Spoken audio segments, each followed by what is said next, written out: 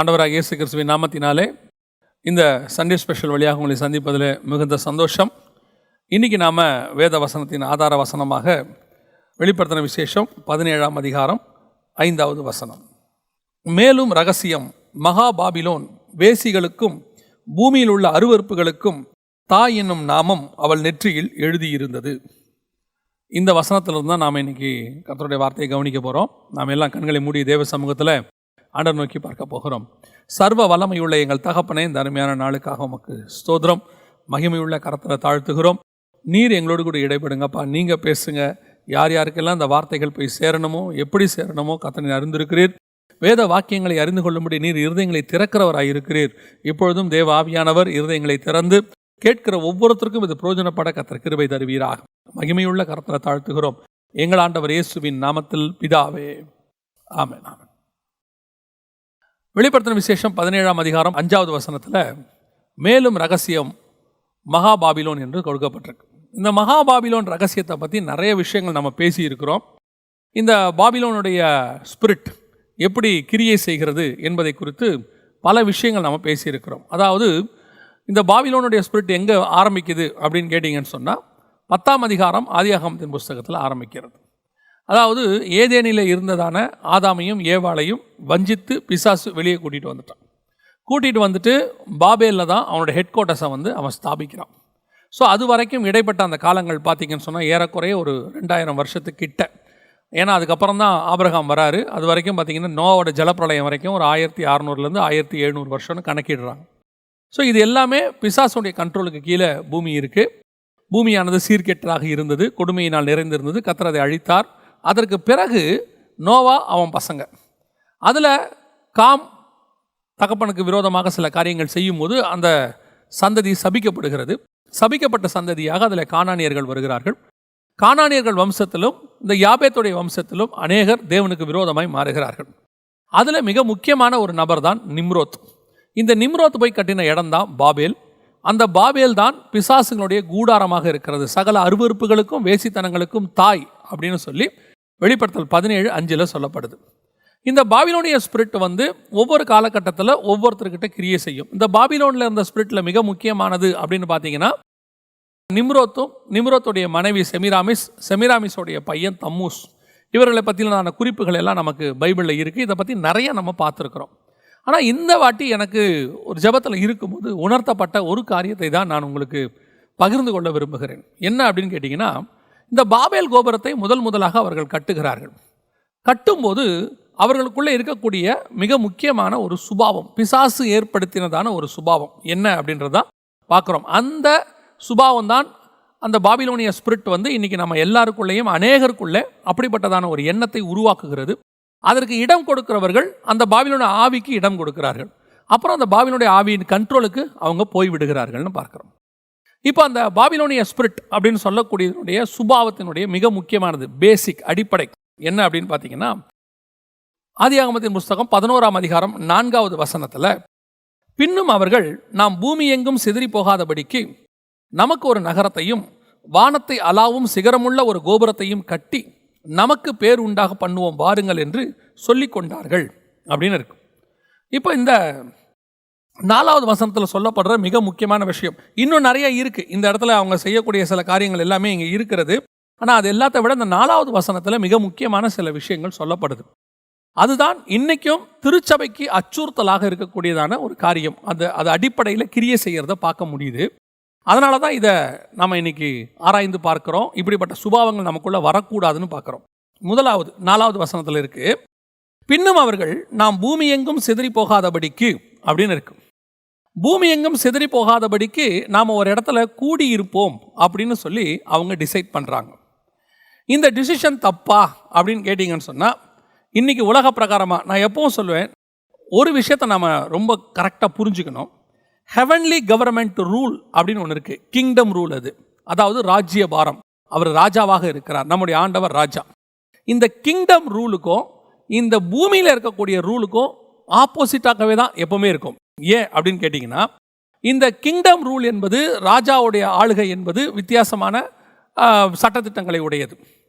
Democracy என்பது ஜனநாயகம், இப்போ நாம் இருக்கிறது ஜனநாயகம் என்பது வித்தியாசமானது. இன்னும் சொல்ல போனால் தேவனுடைய திட்டத்துக்கு விரோதமாக மனிதனை செயல்பட வைக்கிறது தான் பிசாசினுடைய திட்டம். இப்போ தேவன் பூமிக்கு ராஜாவாக இருந்தார், வானத்துக்கும் பூமிக்கும் அவர் தான் ராஜாவாக இருந்தார். அப்போ அவருடைய ரெப்ரசன்டேட்டிவாக ஆண்டவர் வந்து ஆதாம் கையில் கொடுத்து ஆண்டு கொள்ளுங்கள்னு சொல்கிறாரு. இப்போ அந்த ஆளுகையை பிசாசு தந்திரமாக வாங்கிட்டான். வாங்கின பிறகு இந்த பூமியில் அவன் என்ன செய்கிறான்னா தன்னுடைய ராஜாக்களை ஏற்படுத்துகிறான் எல்லா இடத்திலும். ஆனால் இஸ்ரவேலுக்கு மட்டும் ராஜா இல்லாமல் இருக்கு. காரணம், ஆண்டவர் சாமுவேல்கிட்ட சொல்கிறாரு, அவர்கள் உன்னை அல்ல என்னை தள்ளினார்கள். கர்த்தர் தான் அவங்களுக்கு ராஜாவாக இருக்கார். ஹெவனுக்கும் அவர் தான் ராஜா, இஸ்ரவேலுக்கும் அவர் தான் ராஜா. இப்போ இஸ்ரவேலர்களை தூண்டி விடுறான் பிசாசு, எங்களுக்கு ஒரு ராஜா வேண்டும். இது என்ன மெத்தடு? Worldly method. உலகத்தில் இருக்கிறவங்களாம் தங்களுக்கு ஒரு ராஜாவை அவங்க ஏற்படுத்துகிற மாதிரி, ஒரு கோத்திரத்துலேருந்து யாரோ ஒருல ஏற்படுத்துகிற மாதிரி எங்களுக்கு ஒரு ராஜா வேணும்னு கேட்குறோம். இது ஃபஸ்ட்டு ஸ்டெப். இப்போ கர்த்தர் வந்து ஜனங்களே கேட்ட பிறகு சரின்னு விட்டு கொடுத்துட்டார். அதற்கு பிறகு இந்த ராஜாவை தேர்ந்தெடுக்கிற அதிகாரம் யார் கையில் இருக்குது அப்படின்னு கேட்டிங்கன்னா தேவன் கையில் இருந்துச்சு. அவர் தான் ஃபஸ்ட்டு சவுலை தேர்ந்தெடுக்கிறாரு. அப்புறமா பார்த்தீங்கன்னு சொன்னால் தாவீதை தேர்ந்தெடுக்கிறார். இப்போ இதற்கு விரோதமாக பின்னாட்களில் புரட்சிகள்லாம் ஏற்பட்டு தேவன் தேர்ந்தெடுக்கக்கூடாது, எங்கள் ராஜாவை நாங்களே தேர்ந்தெடுக்கணும், அப்படி வந்தது தான் இந்த டெமோக்ரஸி, இந்த மாதிரி காரியங்கள்லாம். இன்றைக்கி உலகத்துக்கு இதுதான் கரெக்ட். அவங்க அப்படி தான் அந்த முடிவு எடுத்து வச்சுருக்கிறாங்க. ராஜ்யபாரம் தப்பு அப்படிங்கிறத வந்து ஒரு காலகட்டத்தில், இன்னும் சொல்ல போனால் உலகம் உண்டாகி இந்த 6000 வருஷத்தில், ஏறக்குறைய 6000 வருஷத்தில் கிட்டத்தட்ட 5600 வருஷம், கிட்டத்தட்ட 5500 வருஷத்துக்கு மேலேன்னு வச்சுக்கோங்களேன், இது வரைக்கும் ராஜ்யபாரம் தான் இருக்குது. இந்த கடைசி 100, 150, 200 வருஷமாக தான் ராஜ்யபாரங்கள் ஒழிக்கப்பட்டு இந்த டெமோக்ரஸி, டிக்டேட்டர்ஷிப்பு, நம்ம என்னென்ன சொல்கிறோமோ எல்லாமே கொண்டு வரப்பட்டது இந்த கடைசி காலத்தில் தான். அது வரைக்கும் இந்த ராஜ்யபார கான்செப்ட் தான் இருந்துச்சு. சரி, இந்த மாதிரி நிறையா இருக்குது. இப்போ நம்ம அங்கெல்லாம் போகலைன்னு வச்சுக்கோங்களேன். அதே மாதிரி தான் ஆண்டவர் சொன்ன ஒரு மிக முக்கியமான விஷயம் ஆதாம்கிட்ட சொன்னது என்ன அப்படின்னு கேட்டிங்கன்னு சொன்னால், நீங்கள் பலுகி பெருகி பூமியை நிரப்புங்கள், டோட்டல் வேர்ல்டையும் நீங்கள் போய் ஃபுல்ஃபில் பண்ணணும் அப்படின்னு. இது கர்த்தருடைய திட்டம். இப்போ இதுக்கு அகைன்ஸ்டாக பிசாசு செய்யக்கூடிய ஒரு விஷயம் என்ன அப்படின்னா, நாம் பூமி எங்கும் சிதறி போகாதபடிக்கு நம்ம ஒரே இடத்துல ஸ்டே பண்ணுவோம் அப்படின்னு சொல்கிறோம். இன்றைக்கும் நாம் ஒரு இடத்துல இருக்கக்கூடியவங்க, இந்த பூமியை நீங்கள் சேட்டிலைட்டில் பாருங்கள், நம்ம சொல்கிறபடி 70% கடல் இருக்குது, 30% லேண்ட் இருக்குது. இந்த 30% லேண்ட்லையும் மனுஷன் ஆக்கிரமிப்பு பண்ணாத லேண்ட் எவ்வளோ இருக்குன்னு பாருங்களேன். மனுஷன் எப்போவுமே ஒரே இடத்துல கூடி கூடி கூடி கூடி அங்கேயே தான் இருக்கான். அவன் கர்த்தர் சொல்கிறார், நீ பலுகி பெருகி பூமியை நிரப்பு. இப்போ நம்ம என்ன சொல்கிறோம், 700 கோடி மக்கள் இருக்கிறோம். 700 கோடி மக்கள் இருக்கும் பொழுது ஜனத்தொகை பெருகிருச்சு, மக்கள் தொகைக்கு இருக்கணும். ஆக்சுவலாக நீங்கள் பாருங்கள், இந்த 700 கோடி மக்களும் செதறி போய் பூமி எங்கும் பரம்பி இருந்தாங்கன்னா போதுமான இடம் நமக்கு இருக்குது. ஆனால் இவங்க வாழ்வதற்கு தகுதியான இடம்னு ஒன்று உருவாக்கிக்கிட்டு அது மேலே மாடி கட்டி நம்ம இங்கே தான் இருக்கிறோம். இப்போ கவர்மெண்ட்டே என்ன செய்து நல்லா கவனிச்சிங்கன்னா, இதை எக்ஸ்பேண்ட் பண்ணுறாங்க, சிட்டியை எக்ஸ்பேண்ட் பண்ணுறாங்க, இன்னும் கொஞ்சம் வெளியே போங்க, துணை நகரம் உண்டாக்குறாங்க. இது கவர்மெண்ட்டே அதை செய்கிறாங்க. ஜனங்க அதுக்கு விருப்பப்படலை. ஜனங்க இன்னும் நெருங்கி இருக்கவே இருக்கிறாங்க, சிதறி போகாதபடிக்கு ஒரு இடத்துல இருக்கணும் அப்படின்னு. இது உலக பிரகாரமாக பாபிலோனிய மெத்தட். கர்த்தர் சொன்னது எல்லா இடத்துலையும் பரம்பி நீங்கள் நிரம்புங்க அப்படின்னு சொல்லி. இப்போ இந்த ஸ்பிரிட்டு சபைகளுக்குள்ள, கிறிஸ்தவர்களுக்குள்ள, ஆவிக்குரியவர்களுக்குள்ள எப்படி கிரியை செய்யுது அப்படின்னு சொல்லி நீங்கள் பார்த்தீங்கன்னு சொன்னால், ஒரு காலகட்டத்தில் சபையினுடைய நோக்கம் என்ன, சபை உருவாக்கப்பட்டதனுடைய நோக்கம் என்ன? இப்போ முதல் சபை அப்போஸ்தலர்களை கர்த்தர் உருவாக்குகிறார். அப்போஸ்தலர்களுக்கு கொடுக்கப்பட்டதான அசைன்மெண்ட் என்ன அப்படின்னு பார்த்தீங்கன்னு சொன்னால், நீங்கள் உலகம் எங்கும் போய், அவர் சொல்லும் போதே பாருங்களேன், எருசலேமிலும், அடுத்து யூதேயாவிலும், அடுத்து சமாரியாவிலும், அடுத்து பூமியின் கடைசி பரியந்தமும் எனக்கு சாட்சிகளாக இருப்பீர்கள். இப்போ கர்த்தருடைய நோக்கமே நீங்கள் உலகமெங்கும் போகணும் அப்படிங்கிறது தான் தேவனுடைய திட்டம். இப்போ இந்த தேவனுடைய திட்டம் இப்படி இருக்கும்போது நாம் என்ன செஞ்சோம்? இன்னும் நீங்கள் முதலாவது சபையை எடுத்துக்கொள்ளுங்க, அப்போஸ்தலர்களை எடுத்துக்கொள்ளுங்க. அவங்க என்ன செஞ்சாங்கன்னு நீங்கள் நினைக்கிறீங்க அப்படின்னு பார்த்தீங்கன்னு சொன்னால், அவங்க சொல்லக்கூடியதான ஒரு வார்த்தை அப்போஸ்தலர் நடபடிகளை நீங்கள் பாருங்கள், 5ஆம் அதிகாரத்தில் நீங்கள் வாசிக்கும் போது, அவர்கள் தங்களுக்குன்னு ஒரு கம்யூனிட்டியை ஒன்று உருவாக்கிடுறாங்க. கம்யூனிட்டின்னா தங்களுக்கு ஒரு திட்டத்தை உருவாக்கி அவங்க சிதறி போகாதபடிக்கு அவங்க சொல்லக்கூடியதான ஒரு வார்த்தையை கவனிங்க. அப்போஸ்தலர் நடபடிகள் 6ஆம் அதிகாரம் 1, 2, 3 வசனங்கள் நீங்கள் வாசித்து பார்த்தீங்கன்னா, அந்நாட்களிலே சீஷர்கள் பெருகின போது அவங்க எல்லாம் ஒரு இடத்துல கூடி சாலமோன் மண்டபத்தில் அவங்களுக்குன்னு ஒரு திட்டத்தை வகுக்கிறாங்க. வகுத்து என்ன பண்ணுறாங்க, அவங்க சொல்கிறாங்க, உங்களுக்கு நீங்களே இந்த பந்தி விசாரிப்புக்காரங்க இதெல்லாம் ஏற்படுத்திக்கங்க, நாங்களோ வென்றால் ஜெபம் பண்ணுவதிலும் தேவ வசனத்தை போதிக்கிற ஊழியத்திலும் இடைவிடாமல் தரித்திருப்போம் அப்படின்னு இருக்கு. இந்த யோசனை சபையார் எல்லாருக்கும் பிரியமாக இருந்தது. அதற்கு பிறகு என்ன நடக்குது அப்படின்னு பார்த்தீங்கன்னா, இவங்க கொஞ்சம் பேரை செலக்ட் பண்ணுறாங்க, கைகளை வைக்கிறாங்க. ஆனால் பரிசுத்த ஆவியானவர் என்ன செஞ்சாரு? திருவுளம் பற்றினாரா? அவங்கள செலக்ட் பண்ணாரான்னா எதுவுமே இருக்காது. ஏன்னா அது தேவ திட்டம் இல்லை. தேவ திட்டம் இவங்க சாலமோன் மண்டபத்தில் இருக்கிறது இல்லை. தேவ திட்டம் பரிசுத்தாவி வர வரைக்கும் எருசலேமில் இருக்கிறது. அதற்கு பிறகு அவர்கள் பூமி எங்கும் சிதறி போவது. இதுதான் காடோடைய பிளான். ஆனால் இவங்க என்ன பண்ணுறாங்க? பரிசுத்தாவி வந்தாச்சு, ஜனங்களுக்குள்ள ரிவைவல் வர தொடங்கிருச்சு. 3000 பேர் 5000 பேர் ரட்சிக்கப்படுறாங்க. இப்போ ரட்சிக்கப்பட்டவங்களாம் அடுத்து என்ன செய்யணும்? அத்தனை ரெடி பண்ணி இவங்களை பூமி எங்கும் சிதறி போக பண்ணணும். ஆனால் என்ன நடக்குது? இவர்கள் சிதறி போகாதபடிக்கு ஒரு இடத்துல சாலமன் மண்டபத்தில் கூடுறாங்க. ஒரு இடத்துல கூடி வந்துட்டு இப்போ அடுத்த லெவலுக்கு போகிறாங்க. பிரச்சனை வர ஆரம்பிக்குது. அடுத்த லெவலுக்கு போகிறாங்க. என்ன பண்ணுறாங்க? நாங்கள் ப்ரேயருக்குன்னு ஒரு குரூப் உருவாக்கிட்டோம், நாங்கள் டாப்பில் இருப்போம், அதுக்கு அடுத்த ஒரு லெவல் நீங்கள் இருங்க, நீங்கள் தான் இதெல்லாம் பார்த்துக்கணும் அப்படின்னு ஒரு செட்டப் உருவாக்குறாங்க. இது தேவனுடைய திட்டமா? கர்த்தர் பூமி எங்கும் சிதறி போக சொன்னார்.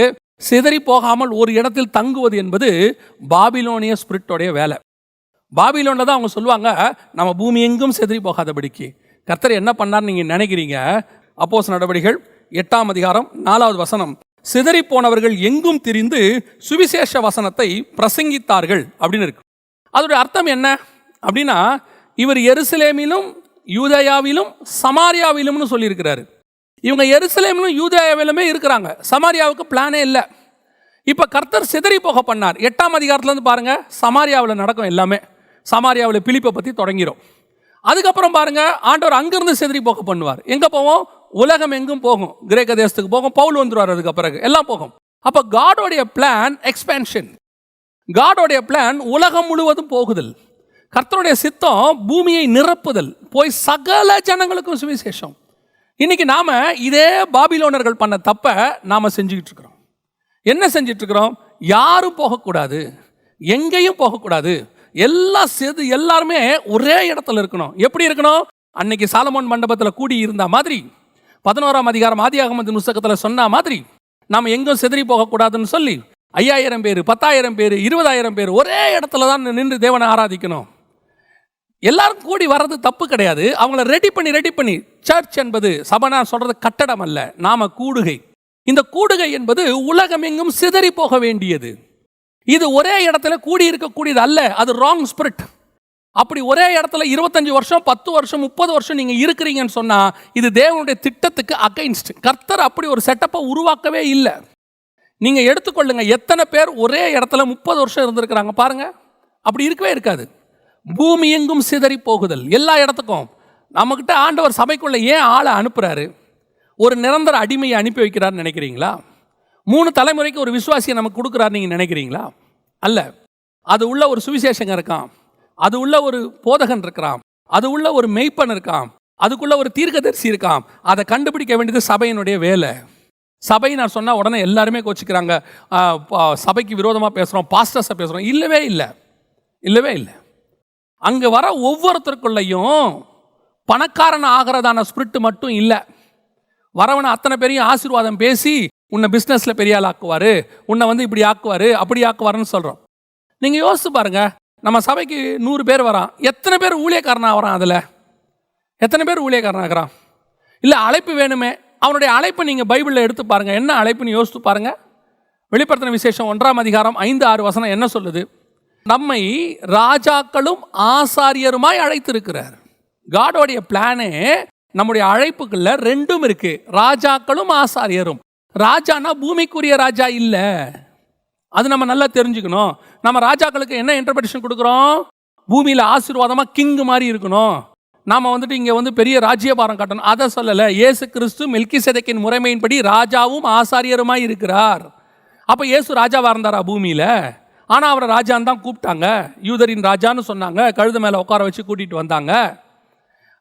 பிலாத்து எழுதி போட்டார், யூதருக்கு ராஜாவை பிறந்திருக்கிறவர் எங்கேன்னு எழுதி போட்டார். அப்போ இயேசு கிறிஸ்து ராஜாவா? இயேசு கிறிஸ்து 2 வகையான ஊழியத்தை உடையவராக இருந்தார். அந்த மெல்கிசேதேக்கின் முறைமையில் 2 இருக்கு. அதில் முதல்ல அவர் ஆசாரியத்துவ ஊழியத்தை முடித்திருக்கிறார், இன்னும் ராஜ்யபாரம் வரவில்லை. பிதா சொல்றாரு, உம்முடைய சத்துருக்களை பாதபடியாக்கி போடும் வரைக்கும் நீர் என்னுடைய வலது பார்சத்திலே உட்கார்ந்து இருக்கிறாரு.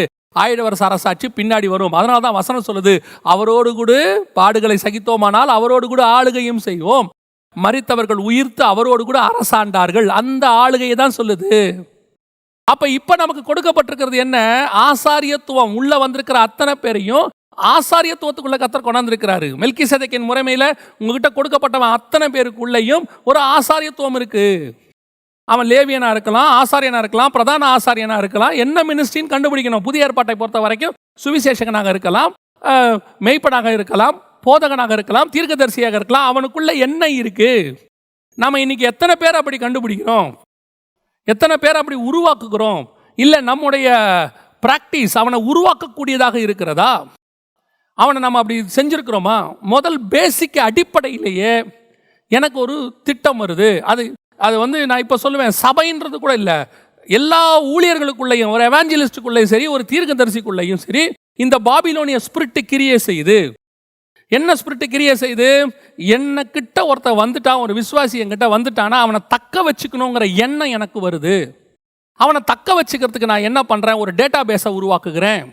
ஒரு டேட்டா பேஸை உருவாக்கி அவனுக்கு நான் என்ன பண்ணுறேன்? மாதம் என் மினிஸ்ட்ரியை பற்றின இன்ஃபர்மேஷன் அவனுக்கு கொடுக்குறேன். கொடுத்துட்டு என் தேவைகளை அவங்ககிட்ட நான் சொல்கிறேன். சொல்கிறது மாத்திரம் இல்லாதபடிக்கு, அவன் என்னை விட்டு போயிடாதபடிக்கு, என்னை மறந்துடாதபடிக்கு 1ஆம் தேதி அவனுக்கு ஒரு வாழ்த்து செய்தியை நான் அனுப்பி விட்றேன், வாக்குத்தத்த செய்தியை கொடுக்குறேன். அவன் பர்த்டேக்கு நினைவு பண்ணி அவனுக்கு நான் வந்து என்ன செய்கிறேன்? ஒரு பர்த்டே விஷ் அனுப்புகிறேன். அப்புறம் பண்டிகை நாளுக்கு அவனுக்கு ஒரு செய்தி கொடுக்குறேன். இப்படி நான் அவனை என் கான்டாக்ட்லேயே வச்சுக்கிறேன். I am not talking only about the church, I am talking about the ministers of God. Not only pastors, even all the evangelists. ஒரு டேட்டா பேஸை உருவாக்குறோம். உருவாக்கி அவனை நம்மக்கிட்ட தக்க வச்சுக்கிறோம். அப்படி யார் சொன்னது? அதுக்கு தான் சபை இருக்குது. அவனை உருவாக்கத்துக்கு தான் சபை இருக்குது. ஒரு எவாஞ்சலிஸ்டோடைய வேலை எது வரைக்கும் இருக்குது? ஒரு எவாஞ்சலிஸ்டோடைய வேலையை அவனை ரட்சிப்புக்குள்ளே நடத்தி, ஆண்டவர்களை நடத்தி, ஒரு மெய்ப்பன் கையில் ஒப்படைக்கிற வரைக்கும் யார்கிட்ட இருக்குது? ஒரு எவாஞ்சலிஸ்டோடைய வேலை. பிலிப்பை எடுத்துக்கொள்ளுங்க, காந்தாங்க மந்திரிக்கு எல்லாத்தையும் சொல்கிறாரு, விவரமாக சொல்கிறாரு, ஞானசானம் வரைக்கும் நடத்துகிறாரு. அதற்கு பிறகு பிலிப்பு காணப்படாமல் போனான். அப்போ அதுக்கப்புறம் எவாஞ்சலிஸ்ட் காணப்படக்கூடாது. அதுக்கப்புறம் அந்த ஆத்மாவுக்கும் எவாஞ்சலிஸ்ட்டுக்கும் என்ன சம்பந்தம் இருக்குது? அதை அப்படியே தூக்கி ஒப்படைச்சிட்டு, மெய்ப்பன் கையில் ஒப்படைச்சிட்டு, நீங்கள் பார்த்துக்கோங்க, இனிமேட்டு உங்கள் வேலை. பேதுருவும் யோவானும் அங்கே வருகிறார்கள். பிலிப்பு என்ன செய்கிறாரு? அந்த ஆத்மாக்கள் இன்னும் பரிசுத்தாவியை பெறாது இருக்க போது அவர்கள் கையில் கொடுத்துட்டு அவர் ஒதுங்கிடுறாரு. அவ்வளோதான், எவாஞ்சலிஸ்டோடைய வேலை முடிஞ்சிருச்சு. வேலை ஓவர். இன்னைக்கு நாம எவாஞ்சலிஸ்டுகள் என்ன செய்ய நினைக்கிறோம்? நமக்கு ஒரு டேட்டா பேஸை உருவாக்க நினைக்கிறோம். நமக்கு ஒரு க்ரௌடு, நம்ம ஒரு மீட்டிங்கு, அப்புறம் வாரம் சந்திக்கிற எவாஞ்சலிஸ்ட்டு, அப்புறம் கொஞ்ச நாள் எவாஞ்சலிஸ்ட் கிட்ட வரக்கூடிய விசுவாசிலாம் சேர்ந்து என்ன சொல்லுது? எங்களுக்கு இந்த மாதிரி சத்தியத்தை எங்கள் சபையில் கூட கொடுக்கறதில்ல, எங்கள் பாஸ்டர் கூட கொடுக்கறதில்ல, நீங்களே ஏன் ஒரு சர்ச்சை ஆரம்பிக்கக்கூடாது? ஆரம்பிக்கும் போது எவாஞ்சலிஸ்ட் ஆரம்பிக்கிறவர் அப்புறம் வந்து பாஸ்டர் ஆகி, ரெவரண்ட் ஆகி, அப்புறம் பிஷப் ஆகி, அழைத்த அழைப்பும் கிருபா வரவங்களும் மாறாதவைகள்னு இருக்கும்போது இது எப்படி மாறுது? என்ன? சிதறி போகக்கூடாது, எல்லாம் எங்கிட்ட இருக்கணும், வச்சுக்கணும். விசுவாசி அப்படியே, அதுவும் நல்ல பிஸ்னஸ் மேன் கொடுக்குற விசுவாசியாக இருந்தால் அவனை ஸ்பிரிச்சுவல் ஸ்டாண்டர்ட்லேயே வளர விடாமல் பிஸ்னஸ் ஸ்டாண்டர்டில் வளர வைக்கிறது. கர்த்தர் ஒன்று ஆசீர்வதிப்பார். உபாகம் 1:11 படி அப்படி ஆக்குவார், இதன்படி இப்படி ஆக்குவார். அவனை இன்னும் பிஸ்னஸ் பெருகும். எப்போ அவன் ஆவிக்குரிய வாழ்க்கையில் பெருகுவான்? அவன் பணக்காரனா சாவறதுக்கு அவன் கையில் வந்தான். பணக்காரனா சாவறதுக்கு இங்கே வரதுக்கு அவன் உலக பிரகாரமாக இருக்கக்கூடிய மிகப்பெரிய பணக்காரர்கள் கையில் கர்த்தர் ஒப்படைச்சிருப்பார். ஒரு போதகர் கையிலையோ எவாஞ்சலிஸ்ட் கையிலையோ ஒருத்தன் வரானா எதற்காக வரான்? அவன் பணக்காரனாக சாவதற்கு வரவில்லை, ஆவிக்குரியவனாக, சீஷனாக. ஒரு சபையினுடைய பொறுப்பு என்ன? வரக்கூடியவனை அப்படியே ஒரு விசுவாசியை மாற்றி, விசுவாசி சீஷனாகி, சீஷன் ஊழியக்காரனாகி வெளியே போய் சிதறி போய் பலிக்கு பெருகணும். இந்த தக்க வச்சுக்கிற சுபாவம் சிதறி போகக்கூடாது. எல்லாம் எங்ககிட்ட தான் இருக்கணும், எல்லாரும் நம்ம கூட தான் இருக்கணும். இது என்ன ஆவி? Babylonian spirit. எப்போ வரைக்கும் இருக்கணும்? அவனை உருவாக்குற வரைக்கும். அவனுக்குள்ளே இருக்கக்கூடிய அந்த ஆசாரியத்துவத்தை அவனுக்கு தெரியப்படுத்தணுமே, அதுக்கான மோட்டிவேஷன் நம்ம உருவாக்கணுமே. அன்னைக்கு இல்லை, ஊழியக்காரங்க அத்தனை பேரும் எல்லாருமே ஊழியக்காரன் ஆகணும்னு ஆசைப்பட்டாங்க. தங்கிட்ட வரவனெல்லாம் ஊழியக்காரன் ஆக்கணும். இப்போ பாருங்க, இயேசு தங்கிட்ட வந்தவனை 12 பேர் அப்போஸ்தலன் ஆக்கினாரு, 70 பேர் சீஷர்களாக மாத்துறாரு, 2 பேரை அனுப்பி விடுறாரு, இவங்கள உலகம் எங்கும் போக சொல்றாரு. தங்கிட்ட வரவனெல்லாம் மாற்றிக்கிட்டே இருக்காரு பாருங்க. பின்தொடர வேண்டியவனெல்லாம் எவனெல்லாம் ஊழியக்காரன், அவர்கிட்ட வரவெல்லாம் ஊழியக்காரனாக மாறுறான். இன்னைக்கு ஒரு சில ஊழியர்களை குறித்து நான் கேள்விப்பட்டிருக்கிறேன். எவாஞ்சலிஸ்ட்டை பற்றி நான் கேள்விப்பட்டேன். அவர் அவர்கிட்ட வந்த அத்தனை பேரையும் ஊழியக்காரனை மாற்றி இருக்கிறார். அவங்க மூலமாக சில நாடுகள் சந்திக்கப்பட்டிருக்குது. ஏன்? ஒரு சிலருடைய ஊழியங்கள் சில நாடுகளில் ரேடியோ வழியாக போய் அங்கே ஊழியர்கள் உருவாக்குறாங்க. இன்னைக்கு நாம் அந்த மோட்டிவேஷனில் இல்லை. அதை தான் நான் சொல்ல வரேன். நல்லா கவனிச்சுக்கொள்ளுங்க. எலியா கையில் வந்தவங்க எல்லாருமே தீர்க்கதரிசிகளின் புத்திரர். எலியா விசுவாசிகளை தனியாக மெயின்டைன் பண்ணி தீர்க்கதரிசிகள் புத்திரர் தனியாக மெயின்டைன் பண்ணாரா? இவங்கெல்லாம் மினிஸ்ட்ரியில் இருக்கட்டும், நீங்கள்லாம் மாதம் மாதம் சந்திக்கிறதுக்கு நீங்கள் இருங்க, அப்போ தான் எங்கள் மினிஸ்ட்ரி டெவலப் ஆகும். இன்றைக்கி என்ன சொல்கிறாங்க? எல்லாருமே ஊழியத்துக்கு வந்துட்டா கொடுக்கறது யார்? கொடுக்கறது நீங்களா? கர்த்தர். நீங்கள் கொடுக்காவிட்டால் காக்கா கொடுக்கும்.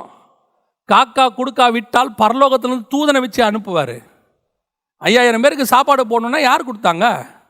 அதை மிராக்கலாக கர்த்தர் நடத்துவார். என்னைக்கு மனுஷனை நம்பி ஊழியம் நடக்குதோ அன்னைக்கு வரைக்கும் தக்க வைக்கிற மினிஸ்ட்ரி இருந்துக்கிட்டு தான் இருக்கும். என்னைக்கு இவன் கொடுக்கறதுனால தான் நம்ம வணக்கிறோம், இவனை விட்டுறக்கூடாதுன்னு என்ன வருதோ அப்போ நீங்கள் அவனை விட மாட்டீங்க. நான் மனுஷனை நம்பி அல்ல, கர்த்தரை நம்பி ஊழியம் பண்ணுகிறேன். எங்கிட்ட டேட்டா பேஸ் இருக்கக்கூடாதுன்னு நான் ரொம்ப ஸ்ட்ராங்காக சொல்வேன். நான் யாருக்கும் வாழ்த்து செய்தி அனுப்பவே மாட்டேன், பர்த்டேவை நினைவு கூற மாட்டேன். அதுக்கு நான் அவங்க எங்கிட்ட வரல, நான் அதுக்கு அவங்களுக்கு இல்லை. சத்தியத்தை கொடுக்கறதுக்கு தான் நம்ம இருக்கிறோம், அவ்வளோதான். எதுக்கு சொல்கிறேன்? No expectations. We are only born by the spirituality. அதை தாண்டி நீங்கள் நினைவு வச்சுக்கிட்டு அன்பா அவங்களுக்கு வாழ்த்து செய்தி சொல்கிறீங்க, அதெல்லாம் உங்கள் இஷ்டம். ஆனால் இதுக்காகவே வாழ்த்து செய்தி சொல்கிறது, தக்க வச்சுக்கிறதுக்குனே அதுக்குன்னே ஒரு கேலண்டர் போடுறது, அதுக்குன்னே ஒரு டைரி போடுறது, இல்லை, இது ராங். இந்த சிதறி போகணும். உங்ககிட்ட வரவன் எத்தனை பேர் ஊழியக்காரனாங்கிறது தான் உன் சாவில் உனக்கு இருக்க போகிற மேன்மை தெரியுமா? எங்கிட்ட வந்தவங்கள எத்தனை பேர் ஊழியக்காரனாய் மாறினா, அதுதான் பாண்டு, அதுதான் மேன்மை. சாகும்போது என்னை சுற்றிலும் எத்தனை ஊழியக்காரன் நிற்கிறான்னு பார்க்கணும், எத்தனை கிளை விட்டுருக்கிறேன், எத்தனை பிரான்ச்சஸ் போயிருக்கு. முதலாவதாக பாபிலோனிய ஸ்பிரிட், பூமி எங்கும் சிதறி போகாதபடி கர்த்தர் சொல்கிறாரு, சிதறிப்போ, எல்லா பக்கமும் சிதறிப்போ. உங்ககிட்ட வரவனை உருவாக்கணுங்கிற மைண்டு உனக்கு இருக்கணும். இதை எப்படி உருவாக்கலாம் பாருங்கள். ஸ்கூலுக்குள்ளே பிள்ளைகளை கூட்டிகிட்டு வராங்க.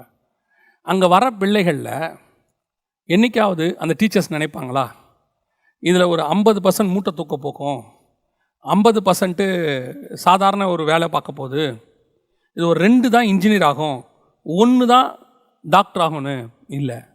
அங்கே வரவங்க அத்தனை பேரும் நல்லா இருக்கணும்னு அந்த டீச்சர் நினைப்பாங்க. அப்படி நினச்சாதான் அந்த டீச்சர், அவங்க தான், அப்போ தான் அவங்க நல்ல டீச்சர். அதுக்கடுத்து அப்படியே ஃபில்டர் பண்ணுறாங்க. ஃபில்டர் பண்ணி நல்லா கவனிச்சு பாருங்கள். அந்த 10th முடியும் போது அத்தனை பேருக்கும் ஆளுக்கு ஒரு குரூப் இருக்குது. இதில் எங்கேயாவது இது உருப்படாது, இதுக்கு மேலே இதுக்கு வாய்ப்பு இல்லை அப்படின்னு சொல்கிற குரூப் ஏதாவது இருக்கா? இல்லை. அவன் லெவலுக்கு ஒரு குரூப்பை வச்சு எல்லாரும் வாழ்க்கையில் முன்னேறணும்னு நினைக்கிறாங்க. நான் என்ன நினைக்கிறேன் அப்படி நினைக்கிறேன்னா, எங்கிட்ட வர அத்தனை பேரும் கர்த்தருக்கென்று எழும்பி பிரகாசிக்கணும், ஷைன் ஆகணும். அத்தனை பேரும் பணக்காரன் ஆகணும்னு நான் நினைக்கிறேன்ல, அத்தனை பேரும் ஆசீர்வாதமாக இருக்கணும்னு நினைக்கிறேன். ஆசீர்வாதமாக இருக்கட்டும், தப்பு கிடையாது. ஆனால் அத்தனை பேரும் ஊழியக்காரன் ஆகணும்னு நான் நினைக்கணும். இல்லைங்க, அது அழைப்பு கர்த்தருடையது. நீங்கள் நினைங்க, அழைப்பு கர்த்தருடையது. உங்களுக்கு அந்த ஃபேக்ட் வேணும்ல, எனக்கு அந்த பாரம் வேணும்ல. என்னை நம்பி ஆண்டவர் ஒரு 10 பேரை பேச சொல்கிறாரு, இதில் 10 ஊழியக்காரன் உருவானா நல்லா இருக்குமே அப்படிங்கிற எண்ணம் எனக்கு வரணும். அதை உருவாக்காதது கர்த்தர்கிட்ட இருக்குது. என்னுடைய மோட்டிவ் என்னங்கிறதா இங்கே பேச்சு. கர்த்தருடைய திட்டம் வேற. நான் என்ன நினைக்கிறேன், சிதறி போயிடக்கூடாது, அதை பற்றி தான் நான் பேசிகிட்டு இருக்கிறேன். அவனுக்கு அழைப்பு இருக்குது, இல்லை, நான் சொல்ல வேண்டியதை சொல்லிட்டேன். அழைப்பு இருந்தால் அவன் போக போகிறான். நான் அப்படி ஒரு விஷயத்தையே உருவாக்கலையேங்கிறேன். அவனுக்கு அப்படி ஒரு விஷயத்தை நான் சொல்லியே கொடுக்கலையே. உன் அழைப்பில் ஆசாரியத்தோன்னு ஒன்று இருக்குப்பா, நீ பாரு, கர்த்தர் உனக்கு ஒரு வேளை அழைப்பு வச்சாலும் வச்சிருப்பாரு, நான் அவனுக்கு சொல்லிக் கொடுக்குறேன். நான் அவனை சொல்லிக் கொடுக்குறதே, உன் பிஸ்னஸை கர்த்தர் ஆசீர்வதிப்பார், உனக்கு வீடு கொடுப்பார், உனக்கு காடு கொடுப்பார், இப்படி சொல்லி சொல்லி அவனை ராஜாவாக்கணும்னு தான் ட்ரை பண்ணுறேனே ஒழிய அவனை ஆசாரியன் ஆக்கணும்னு நான் ட்ரை பண்ணலையே. ஸோ இதுதான் பாபிலோனியன் ஸ்பிரிட்டோடைய ஃபர்ஸ்ட். பூமி எங்கும் சிதறி போகாதபடிக்கு ஆசைப்படுங்க. எங்கிட்ட இருந்து நிறைய ஊழியக்காரன் போகணும், என் சபையிலேருந்து நிறைய ஊழியர்கள் உருவாகணும். நாளைக்கு நான் பரலோகத்துக்குள்ளே நுழையும் போது ஒவ்வொரு ஊழியக்காரனும் என்னை குறித்து சாட்சி கொடுக்கணும். ஆண்டவர் சொன்னார் பார்த்தீங்களா, உண்மையும் உத்தமம் உள்ளவன்னு யோபுவை பார்த்து சொன்னார் பாருங்க. அந்த மாதிரி சாட்சி கொடுக்கணும். அவங்ககிட்ட கொடுத்த அத்தனையும் ஊழியக்காரனை மாற்றிட்டாயா, ராஜ ரீக ஆசாரிய கூட்டமாக்கிட்டாயா. அவன் தான் உண்மையும் உத்தமம் உள்ள ஊழியக்காரன். இது முதலாவது பாபிலோனிய ஸ்பிரிட். ரெண்டாவது, அதே 4வது வசனம் சொல்லுது, நமக்கு ஒரு நகரத்தையும் வானத்தை அளாவும் சிகரமுள்ள ஒரு கோபுரத்தையும் கட்டி. இதுக்கு பின்னாடி ஆக்சுவலி ஸ்பிரிச்சுவல் காரணம் ஒன்று இருக்குது. ஏன் இவங்க கட்டினாங்க அப்படிங்கிறதுக்கு ஒரு ஸ்பிரிச்சுவல் காரணம் ஒன்று இருக்குது. என்ன அப்படின்னு சொல்லி நீங்கள் பார்த்தீங்கன்னா, இப்போது கர்த்தர் ஒரு நகரத்தை உண்டாக்கணும்னு ஒரு பிளானில் வச்சுருக்கிறார். என்ன நகரம்? புதிய எருசலேம். ஒருவேளை நீங்கள் கேட்கலாம், நான் இதுக்கு ஏற்கனவே விளக்கமும் கொடுத்துருக்கிறேன். புதிய எருசலேமை பற்றி புதிய ஏற்பாட்டில் தானே இருக்குது, வெளிப்படுத்தின விசேஷம் தானே இருக்குது, அதை பற்றி எப்படி இங்கே பிளானு அப்படின்னு கேட்டிங்கன்னா, எபிரேயருக்கு நிருபம் 11ஆம் அதிகாரத்தில் 3வது வசனத்திலேருந்து நீங்கள் வாசிக்கும் பொழுது ஆபேலில் ஆரம்பித்து 16வது வசனம் வரைக்கும் ஒருத்தரையாக சொல்லிக்கிட்டே வருவார். ஆபேலு, நோவா, அப்புறம் ஆபிரகாமு, ஈசாக்கு, யாக்கோப் எல்லாம் சொல்லிட்டு இவர்கள் தேவன் தாமே கட்டி உண்டாக்கின அஸ்திபாரம் உள்ள நகரங்களுக்கு காத்திருந்தார்கள்னு இருக்கு. அவங்களுக்குள்ள அப்பவே என்ன இருக்கு? ஒரு விஷன் இருக்கு. என்ன விஷன்? கர்த்தர் நமக்கு ஒரு நகரத்தை ஆயத்தம் பண்ணிட்டு இருக்கிறாருன்னு ஒரு விஷன் இருக்கு. அந்த இடத்துல நீங்க எபிரேயர் 11 வாசிக்க முடியும். தேவன் தாமே கட்டி உண்டாக்கின அஸ்திபாரம் உள்ள நகரங்களுக்கு அவர்கள் காத்திருந்தார்கள். அஸ்திபாரம் உள்ள நகரம் எதுன்னு கேட்டீங்கன்னா புதிய எருசலேம். வெளிப்படுத்தின விசேஷம் 21ஆம் அதிகாரத்தில் 13-14வது வசனத்தில் வாசிங்கன்னா அந்த நகரத்திற்கு அஸ்திவார கற்கள் 12 இருந்தன அப்படின்னு இருக்கும். இப்போ நம்ம பூமி அஸ்திவாரம் இல்லாத நகரம், அது அஸ்திவாரம் உள்ள நகரம். ஸோ இப்போ அதை பற்றி தான் அங்கே ஆண்டவர் சொல்கிறார். அப்போ அவங்களுக்கு அந்த விஷன் இருக்குது. இந்த விஷன் அவங்களுக்குள்ளே வந்த உடனே இந்த விஷனுக்கு ஆப்போசிட்டாக ஆல்டர்னேட்டாக ஒரு விஷனை வந்து பிசாசு எப்பயுமே உருவாக்குவான். அவங்களுக்கு தெரியும், கர்த்தர் ஒன்று உண்டாக்குனா அதுக்கு டூப்ளிகேட்டாக பிசாசு உருவாக்குவான். இப்போ உடனே அவன் காயின்கிட்ட போய் என்ன சொல்கிறான்? ஒரு நகரத்தை உண்டாக்க சொல்கிறான். காயின் தன் பையன் பேரில் ஒரு நகரத்தை உண்டாக்குறார். நல்லா கவனிங்க, தனக்கு பேர் உண்டாக, தன் சந்ததிக்கு பேர் உண்டாக ஒரு நகரத்தை உண்டாக்குகிறார். இப்போ இதில் பலுகி பெருகி அந்த நகரம் தான் வந்து மிகப்பெரியதான அழிவுக்கு காரணமாக இருந்தது, காயினுடைய நகரம். ஏன்? ஜனங்கள் சீர்கேடாக இருந்தார்கள், பூமியெல்லாம் கெட்டு போச்சு. எங்கத்தினால? இதனால். அதே நேரத்தில் நோவாவுடைய சந்ததியில், அதுக்கு முன்னாடி உள்ள சேத்துடைய சந்ததியில் வந்தவங்க கர்த்தரை தொழுது கொண்டார்கள்னு இருக்கு. ஸோ பூமி சீர்கேடாக மாறினதுக்கு இந்த நகரத்தில் உள்ளவங்க தான் காரணம். அப்போ இந்த நகரத்தில் உள்ளவங்கள மொத்தத்தையும் கர்த்தர் அழிக்க சித்தம் கொண்டார். இது நடந்தது வந்து நோவா காலத்தில். இப்போ அடுத்து பிசாசு என்ன பண்ணுறான்? ஜனங்களை வச்சு அடுத்த நகரத்தை உண்டாக்குகிறான். அதுதான் பாபேல். இந்த இடத்துல நமக்கு ஒரு நகரத்தை, அதாவது பிசாசு எப்பவுமே என்ன பண்ணுவான்னா, கர்த்தருக்கு ஆண்டவர் நம்மளை குறித்து ஒன்று செய்யணும்னு வச்சுருந்தார்னா அதுக்கு ஆல்டர்னேட்டாக ஒன்று உருவாக்குவான். ஸோ இந்த நகரத்தினுடைய கான்செப்டுங்கிறது ரொம்ப பெருசு. அது அங்கேருந்து புதிய எருசலேம் வெளிப்படுத்தின விசேஷம் வரைக்கும். இப்போ நம்ம அதை அங்கே போகலைன்னு வச்சுக்கோங்களேன். இப்போ இந்த நகரம் இருக்குது பாருங்களேன், சிட்டி, இது அவன் உண்டாக்குனது. இந்த சிட்டியை, கர்த்தருக்கு ஒரு சிட்டி இருக்குது நியூ ஜெருசலேம், அதுக்கு ஆல்டர்னேட்டாக தான் இவன் உருவாக்குறான். இந்த இடத்துல கர்த்தர் உங்களுக்கு ஒரு பிளான் வச்சுருக்கும் போது அதுக்கு ஆல்டர்னேட்டாக உங்களுக்கு ஒரு பிளானை பிசாசு சொல்லி கொடுப்பான். அது எப்படி இருக்குன்னு கேட்டிங்கன்னா, புதிய எருசலேம் கர்த்தருடைய நாம மகிமைக்குன்னு வரும், இது நமக்கு பேர் உண்டாக்கும்படி வரும். அது வரப்போறது மகிமையானது, ஸ்பிரிச்சுவல், இது ஃபிசிக்கல். இன்னைக்கு இப்படிப்பட்டதான ஒரு காரியத்தை தான் பிசாசு உருவாக்கிக்கிட்டே வரான். என்ன உருவாக்குறான் அப்படின்னு கேட்டிங்கன்னா, இப்போ நமக்கு புதிய ஏற்பாட்டை பொறுத்த வரைக்கும் நீங்களும் நானும் தான் தேவனுடைய ஆலயமாக இருக்கிறோம். இப்போ இந்த ஆலயம் அப்படிங்கிறதுல கான்செப்ட் வந்து ஸ்பிரிச்சுவல். இப்போ இது அப்படியே எப்படி மாறுது? வசனம் தெளிவாக சொல்லுது நியூ டெஸ்ட்மெண்ட்ல, கைகளால் கட்டின ஆலயத்தில் அவர் வாசமாக இருக்கவில்லை அப்படின்னு இருக்கு. அப்படி இருக்கும்போது இப்போ பிசாசு நமக்கு சொல்லி கொடுக்கறது என்னன்னா, எப்படி இஸ்ரவேலர்கள் ஒரு தேவாலயத்தை கட்டி ஆல்டர்னேட்டா எருசலேமில் ஒரு தேவாலயத்தை அவங்க கட்டினாங்களோ, ஆசாரிப்பு கூடாரத்துக்கு ஆல்டர்னேட்டாக கட்டினாங்களோ, அதே மாதிரி நம்மளை இப்போ ஒரு ஆல்டர்னேட் ஆலயத்துக்குள்ளே கொண்டாந்துட்டான்.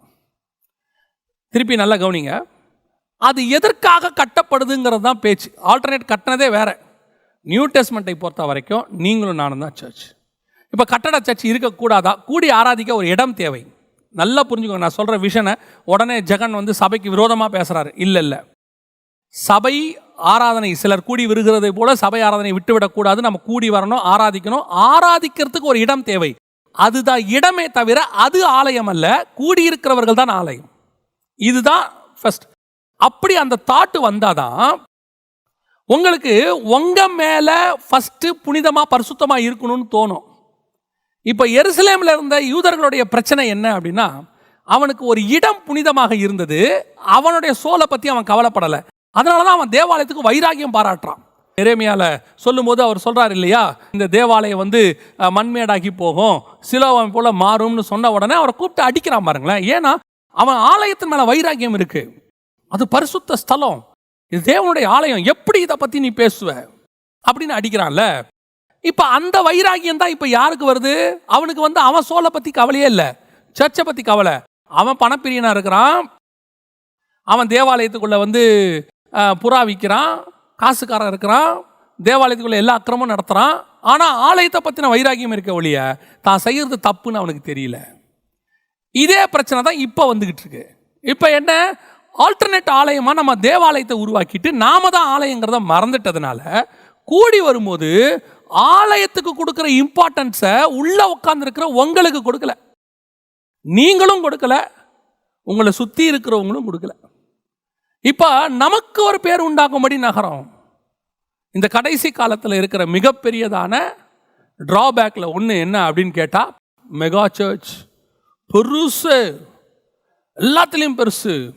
அப்போ இவங்களோட நோக்கம் என்ன, உள்ள உக்காந்துருக்கிறவனை எப்படி பரிசுத்தப்படுத்தி வருகைக்கு ஆயத்தப்படுத்தி கர்த்தரை சந்திக்கிறதுக்கு எந்த நிமிஷமும் அவன் ரெடியாக இருக்கணும்னு ஒவ்வொரு நாளும் அவனை ரெடி பண்ணுறதை விட்டுட்டு, இப்போ நான் சுற்றி இருக்கிறத ஒவ்வொருத்தருக்கும் ஒரு கட்டுமான பணி இருக்கு இல்லையா, அந்த கட்டுமான பணிக்கு கான்சன்ட்ரேட் பண்ணுறதுனால, அதை ஆலயமாக நான் நினச்சதுனால இந்த ஆலயத்தை கட்டுறதுக்கு இவனை யூஸ் பண்ணணும். வேறு வழியில் இவங்கிட்ட தான் வாங்கணும். அப்போ இவனுக்கு நான் என்ன உபதேசம் கொடுக்கணும், இதை கட்டுறதுக்கு இவங்கிட்ட என்ன வாங்கணுமோ அதுக்கான உபதேசம் தான் கொடுக்க முடியும். என்னுடைய உபதேசமே அங்கே மாறும், ஆட்டோமேட்டிக்காக மாறும். நான் மாற்றலை, எனக்குள்ளேருந்து மாறும். இருதயத்தின் நிறைவினால் வாய் பேசும். ஒரு உதாரணம் நான் சொல்கிறது, ஒரு உதாரணம். அடுத்த வாரம் தளம் போடணும், ஒரு காசு தேவைப்படுது.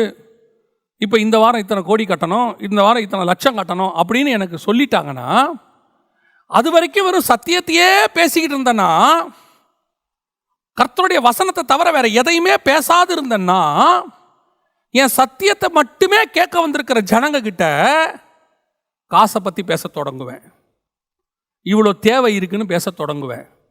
ஏன், நமக்கு ஒரு நகரத்தையும் நமக்கு ஒரு கோபுரத்தையும் நாம் கட்டணும் அப்படிங்கிறது அங்கே வந்துருச்சு. இப்போ கர்த்தர், இப்போ ஒருவேளை நீங்கள் ஆராதிக்கிறதுக்கு ஒரு இடம் வேணும், சிதறி போக முடியாது, அல்லது மழை வெயில் அடிக்குது, நமக்கு ஒரு இடம் வேணும் அப்படின்னு சொல்லி கர்த்தர் விரும்பினா என்ன நடக்கும் தெரியுமா? என்ன நடக்கும்? கர்த்தர் உனக்கு அந்த விஷனை கொடுத்தா அந்த விஷனை நிறைவேற்றுற ஆளை அவரே கூட்டிகிட்டு வருவார். அவரே வருவார், பாஸ்டர் ஆண்டவர் இந்த இடத்த உங்ககிட்ட கொடுக்க சொன்னார், சோத்திரம், பிரைஸ் தி லார்ட். இது ஃபர்ஸ்ட் கன்ஃபர்மேஷன். அடுத்து, இதை கட்டுவதற்கான ஆட்கள் தானாய் வருவார்கள். அதை கொடுக்கிறவர்கள் எங்கிருந்தும் வருவார்கள். யூதருக்கு ராஜாவும் வீட்டுக்குள்ளே இருந்தா கிழக்கிழந்து வானசாஸ்திரி கொண்டு வந்து பொண்ணு அவன் பாதத்தில் வச்சிருவான். அவ்வளோதான், நீங்கள் போதும் அப்படின்னு சொல்கிற அளவுக்கு கொண்டு வந்து வச்சிருவான். அது கர்த்தர் கட்ட சொல்லலை அப்படின்னா நீங்கள் வாழ்நாளெல்லாம் வேணும் வேணும்னு தான் கேட்டுக்கிட்டே இருப்பீங்க. கர்த்தர் கட்ட சொன்னால் ஒரு இடத்துல நீங்கள் போதும்னு சொல்லுவீங்க. ஏன், கர்த்தர் சொன்னார்னா ஒரு ப்ராஜெக்ட், அந்த ப்ராஜெக்ட் அந்த இடத்துல முடிஞ்ச பிறகு அதுக்கப்புறம் தேவை இருக்காது, போதும், அவ்வளோதானே. எப்போ நீ 10 வருஷமாக வேணும் வேணும் வேணும்னு கேட்டுக்கிட்டே இருக்கியோ அப்போ அது கர்த்தர் கட்ட சொன்னது இல்லை. கர்த்தர் இப்படி கட்ட சொல்ல மாட்டார், அதுக்குரிய ஆளை அவரே அனுப்புவார், அதுக்கு பிளான் போடுறவனை அனுப்புவார், சித்திர வேலை செய்கிறவனை அனுப்புவார், ஞான இருதயம் உள்ளவனை அனுப்புவார், யூகித்து செய்கிறவனை அனுப்புவார், எல்லாம் வந்து செஞ்சு கொடுப்பாரு. நம்ம வேலை சூப்பர்வைஸ் பண்ணுறது மட்டும் இருக்கும். If God have a plan on you. இப்போ நான் எனக்கு ஒரு நகரத்தை உண்டாக்க விரும்புகிறேன், எனக்கு பேர் உண்டாக்க. இந்த தமிழ்நாட்டிலேயே பெரிய சர்ச் இருந்து எனக்கு ஆல் ஓவர் த வேர்ல்டு எல்லா சிட்டிலையும் ஆஃபீஸ் இருக்கணும், எனக்கு எந்த ஸ்டேட்டில் இறங்கினாலும் அங்கே ஒரு வீடு இருக்கணும். இருக்கு, இப்படி ஒரு ஆசை எல்லாருக்கும் இருக்கு. இதனால் யாருக்கு பிரயோஜனம் நீங்கள் நினைக்கிறீங்க? தேவன் எங்கிட்ட கொடுக்குற ஆள் ஆலயமாக்கிறதுக்கு தான் உள்ளே வரான், அவனை வச்சு ஒரு ஆலயத்தை உருவாக்குறதுக்கு இல்லை. உள்ளே வரவன்லாம் ஆலயமாக மாறணும், அவன் ஆலயத்தை போய் அவன் ஆலயங்கள் உருவாக்கணும். நான் இப்போ எந்த மோட்டிவில் இருக்கேன், இப்போ ஆட்டோமேட்டிக்காக என்னுடைய மெசேஜே மாறும். அப்போ அவன் எதுக்கு வந்தான்? ஆத்ம பசிக்கு வந்தான். இப்போ நான் அவனை எப்படி பயன்படுத்துகிறேன்? ஒரு ஏடிஎம் மிஷினாக பயன்படுத்துகிறேன். ஆட்டோமேட்டிக்காக ஏடிஎம் மிஷினாக பயன்படுத்துங்க, வாங்க, அது வேறு விஷயம். ஆட்டோமேட்டிக்காக அவன் ஆத்மாவுக்கு தேவையான அந்த சாப்பாடு அந்த 45 நிமிஷத்தில் அவனுக்கு கிடைக்காம போயிடுச்சு. இப்போ சில நேரத்தில் நீங்கள் சாப்பிடாமல் போனீங்கன்னு வச்சுக்கோங்களேன், யாருக்கும் தெரியாது. ஒரு வேளை நீங்கள் சாப்பிடலைன்னா யாருக்கும் தெரியாது. தாய் மட்டும் கண்டுபிடிச்சிருவாங்க, அது வேறு விஷயம். மற்ற யாருக்கும் அது தெரியாது. அப்படி நீங்கள் போவீங்க, ஒரு தண்ணி கிண்ணி குடிச்சிட்டு அப்படி போவீங்க. யாரும் உங்களை கேட்க மாட்டாங்க, சாப்பிட்லையே நீ, இந்த வேலை சாப்பிடல போலையே, உடம்புல ஒரு சேஞ்சஸ் வந்திருக்கு அப்படின்லாம் ஒன்றுமே தெரியாது. அதுக்கப்புறம் 2வது வேலை சாப்பிடலன்னு வச்சுக்கோங்க, 3வது வேலை சாப்பிடலன்னு வச்சுக்கோங்களேன், ஆட்டோமேட்டிக்காக உங்களுக்குள்ளே சேஞ்சஸ் வர தொடங்கும். அதே மாதிரி தான் நீங்கள் முதல்ல போய் சபைக்கு போய் உங்கள் ஆத்மாவுக்கு தேவையான வசனம் கிடைக்கலன்னு வச்சுக்கோங்களேன், உடனே உங்களுக்கு தெரியாது, உடனே உங்கள் ஆத்மா வீக் ஆகாது. ஏற்கனவே போட்ட ஆகாரத்தில் கொஞ்சம் ஸ்ட்ராங்காக தான் இருக்கும். அப்புறம் 1 வாரம், அப்புறம் 1 மாதம், அப்புறம் 2 மாதம், ஆட்டோமேட்டிக்காக உங்கள் ஆத்மா ஒரு தொய்ந்து போகிற அனுபவத்துக்கு வரும். இப்போ ஆட்டோமேட்டிக்காக நீங்கள் ஸ்பிரிச்சுவலி வீக் ஆகுவீங்க. நீங்கள் ஸ்பிரிச்சுவலி வீக் ஆகும்போது உங்கள் பேச்சு மாறும், நீங்கள் பார்க்கறது மாறும், உங்களுடைய ஸ்பிரிச்சுவாலிட்டியோட சென்சிட்டிவ்னஸ் மாறும். ஒரு ஷார்ப்னஸ், ஸ்பிரிச்சுவல் ஷார்ப்னஸ் உங்களுக்கு ஒன்று இருந்திருக்கும், அது குறைஞ்சிருக்கும். அப்போ இதெல்லாம் தப்புன்னு அப்படி ஷார்ப்பாக உணர்ந்த நீங்கள் அப்புறம் அதே காரியத்தை ரொம்ப கேஷுவலாக உட்காந்து செஞ்சிட்டு இருப்பீங்க. இதுக்கு காரணம் நீங்கள் ஒரு பக்கம், இன்னொரு பக்கம் உங்களுக்கு ஆத்மாவை வீக் ஆகிட்டே போகுது. ஏன் இங்கே வரக்கூடிய சாப்பாடு எந்த சாப்பாடாக இருக்குது? உங்கள் ஆத்மாவுக்கு தேவையான சாப்பாடு வரல, உன் சரீரத்துக்கு தேவையான சாப்பாடு வந்துட்டுருக்கு. ஸோ எனக்கு ஒரு நகரத்தை நான் உண்டாக்கணுங்கிற தாட் எனக்கு வரவே கூடாது. எனக்கு ஒரு நகரத்தை அவர் உண்டாக்கிக்கிட்டு இருக்கிறாரு. என்னுடைய வேலை எங்கிட்ட வந்தவனை நான் சபையாக மாற்றணும், அவனை ஆலயமாக மாற்றணும். அப்போ ஒரு ஊழியக்காரனுக்கு இந்த பூமியில் எதுவுமே இல்லையா? ஆஸ் பர் வேர்ஸ் எதுவுமே இல்லை, ஆஸ் பர் வேர்ஸ் இல்லை. சில நேரத்தில் ஆண்டவரே சில காரியங்களை செய்ய சொல்கிறாரு. நோவாவை பேழை கட்ட சொன்னார், நெகேமியாவை அலங்கம் கட்ட சொன்னார், மோசேயை ஆசாரிப்பு கூடாரம் கட்ட சொன்னார், சாலமோனை தேவாலயம் கட்ட சொன்னார். இப்படி ஒவ்வொருத்தருக்கும் ஒவ்வொன்று சொல்கிறாரு. ஆஸ் பர் கர்த்தருக்கு ஏதோ திட்டம் இருக்குது. ஒருவேளை உங்களுக்கு அப்படி ஒரு சபை கட்ட சொல்லியிருக்கலாம், ஒருவேளை உங்கள் ஊழியத்தின் பாதையில் ஒரு காலேஜ் கட்ட சொல்லியிருக்கலாம், பைபிள் காலேஜோ, அல்லது உங்களுடைய ஊழியத்தின் பாதையில் உங்களுக்கு ஒரு தேவைக்கான ஒரு இடத்த ஆண்டவர் கொடுக்கலாம். சொன்னவர் அவரே செய்வார். யாருக்கிட்டையும் உங்களை போய் காம்ப்ரமைஸ் பண்ண விட மாட்டார். உங்கள் மெசேஜ் மாறாது, உங்களுடையதான எந்த ஆக்டிவிட்டீஸும் மாறாது. பணக்காரனை பார்த்தா குனிய மாட்டீங்க, அவனுக்கு ஏற்ற மாதிரி உங்கள் பேச்சு மாறாது. நீங்கள் எந்த இடத்துலையும் உங்கள் ஸ்பிரிச்சுவல் ஸ்டாண்டர்டு மாறாமல் இருக்கும். இது சத்தியத்தை பேசிட்டு போயிட்டே இருப்பீங்க. தேவைகள் சந்திக்கப்பட்டு கொண்டே இருக்கும். அதுதான் திருப்பியும் சொல்கிறேன், ஆண்டவர் சொன்னால் அவர் செய்வார். யாருக்கிட்டையும் அதை சொல்ல வேண்டிய அவசியம் இல்லை. நமக்கு பேர் உண்டாகணும்னா தான். கர்த்தருக்கு பேர் உண்டாக்குறது என்னது? வரவனை ஆலயமாக மாற்றுறது. என்னை நம்பி கொஞ்சம் பேரை கொடுத்துருக்காரு. அது எவாஞ்சலிஸ்டாக கூட இருக்கட்டும். உங்களோட கூட்டங்களுக்கு 5000 பேர் வரான். எதுக்கு வந்திருக்கான்? ஆண்டவரை ஏற்றுக்கொள்றதுக்காக வந்திருக்கான். உங்களை நம்பி கர்த்தர் அனுப்பியிருக்காரு. அவங்ககிட்ட சொல்ல வேண்டியது காஸ்பல், அவனுக்கு செய்ய வேண்டியது ஹீலிங், அவனுக்கு கொடுக்க வேண்டியது டெலிவரன்ஸ், அவனுக்கு கொடுக்க வேண்டியது கார் வாங்குற ஃபார்முலா கிடையாது, வீடு கட்டுறதுக்கான காரியம் கிடையாது. அவனுக்கு ஆத்மாவுக்கு தேவையானது தான் அங்கே பேசணும். மிச்சத்தை கர்த்தர் பார்த்துக்கொள்வார். அவனை பணக்காரனாக்கணும்னா ஓவர் நைட்டில் அவர் ஆக்கிட்டு போயிடுவார். நமக்கு தேவை அவருக்கு பேர் உண்டாகணும், எனக்கு பேர். இன்றைக்கி கடைசி காலத்தில் ஹீரோ வர்ஷிப் வந்துக்கிட்டே இருக்குது அதிகப்படியாக. நீங்கள் பாருங்கள், நான் ஏன் மினிஸ்ட்ரி பாப்புலர் ஆகணும், என்னுடைய ஊழியம் பாப்புலர் ஆகணும், ஏன் பேர் அப்படியே போகணும். நல்லா தெரிஞ்சுக்கொள்ளுங்க, ஊழியம் என்பது என்னை ஆண்டவர் கொண்டு வந்தது, நம்ம எல்லாரையுமே கொண்டு வந்தது அவர் மகிமைப்பட. எங்கிட்ட ஒரு ப்ராஜெக்ட் கொடுத்துருக்காரு, அந்த ப்ராஜெக்டை செய்யறதுக்கு தான் கர்த்தர் கூட்டு வந்தாரே ஒழிய என்னை உயர்த்தது அவர் வேலை. உன் பேரை நான் பெருமைப்படுத்துவேன். நம்ம பண்ண வேண்டாம், நம்ம பண்ணவே வேண்டாம். நம்ம என்ன பண்ணணும்? போஸ்டர் அடித்து நம்ம ஃபோட்டோவை பெருசாக போட்டு நம்மளே ஃபோட்டோ எடுத்து நம்மளே மேக்கப்லாம் போட்டு நின்று ஃபோட்டோ ஒன்று எடுத்து கையில் கொடுத்து இதை போடுங்க, இப்படி போடுங்க, இந்த சைஸில் போடுங்க, ஃபாண்ட்டு இப்படி போடுங்க, கீழே 9 வரங்களை பெற்றவர்னு போடுங்க, பக்கத்தில் என்னுடைய டிகிரியெல்லாம் மறந்துடாமல் போடுங்க, ஒரு காலகட்டத்துக்கு அப்புறம் குடும்பமாக போடுங்க. இது நமக்கு நாமே பேர் உண்டாக பண்ணுறது. உங்கள் பேரை பெருமைப்படுத்தணுன்னா இப்போ யோசிச்சு பாருங்கள். ஆபிரகாமை பார்த்தோமா? நமக்கு யாருக்காவது ஆபிரகாமை தெரியுமா? நம்ம பிறந்ததுலேருந்து ஆபிரகாம் பற்றி கேள்விப்பட்டிருக்கோமா? 30 வயசில் இயேசுவை ஏற்றுக்கிட்டோம், இல்லை 18 வயசில் ஏற்றுக்கிட்டோம், எப்பயோ ஏற்றுக்கிட்டோம். ஏற்றுக்கொண்ட பிறகு படித்தோம், இதில் ஆபிரகாம் பேர் இருக்குது. நமக்கு ஒரு பிள்ளை பிறந்தா ஆபிரகாம்னு பேர் வைக்கிறோம். அவன் நம்ம தாத்தாவா? Spiritually relationship. இதுதான் அவன் பேரை பெருமைப்படுத்துறது. எப்படி? எங்கேயோ இருந்த சினையார் தேசத்தில் கல்தேயர் பட்டணத்தில் பிறந்த ஒரு நாடோடியாய் ஊராய் சுற்றி கொண்டிருந்த ஒரு கூடார வாசியின் பெயரை தமிழ்நாட்டில் பிறந்த எதையோ ஒரு மூலையில் இருக்கிற ஒரு பிள்ளைக்கு நான் வைக்கிறேனே, இதுதான் பேரை பெருமைப்படுத்துதல். எனக்கு நானே போடுறது பேரை பெருமைப்படுத்துறது இல்லை. ஒரு பத்திரிகையை போட்டால் முதல் பேஜிலேருந்து கடைசி பேஜ் வரைக்கும் ஃபோட்டோ, எல்லா பேஜ்லேயும் ஃபோட்டோ இருக்கு, எல்லா பேஜ்லேயும் ஃபோட்டோ இருக்குது, விதவிதமாக இருக்கு. அது உங்கள் பத்திரிக்கை, நீங்கள் போட்டுக்கோங்க, தப்பு கிடையாது. என்னை நானே பிரஸ்தாபப்படுத்துவதற்காக இங்கே வரவில்லை. அவர் பெருகவும் நான் சிறுகவும் வேண்டும். இன்றைக்கி பவுலை பாருங்கள், நம்ம பார்த்தோமா பவுல் எப்படி இருப்பார்? இன்றைக்கும் டிபேட் நடக்குது. பவுல் உயரமாக இருப்பார், குட்டையாக இருப்பார், அவருக்கு ஒரு கண் இருக்காது, என்னென்னமோ சொல்கிறாங்க, கருப்பாக இருப்பார், விரும்பத்தக்க ரூபம் அவருக்கு இல்லை, என்னென்னமோ சொல்கிறாங்க பவுலை பற்றி. என்ன வேணால் இருந்துட்டு போட்டோங்க. எங்கேயோ பிறந்த பவுல் பேரை இன்னைக்கு வைக்கிறான் பாருங்க, 2000 வருஷம் கழிச்சியும் வைக்கிறான் பாருங்க. இதுதான் கர்த்தர் பேரை பெருமைப்படுத்துதல்.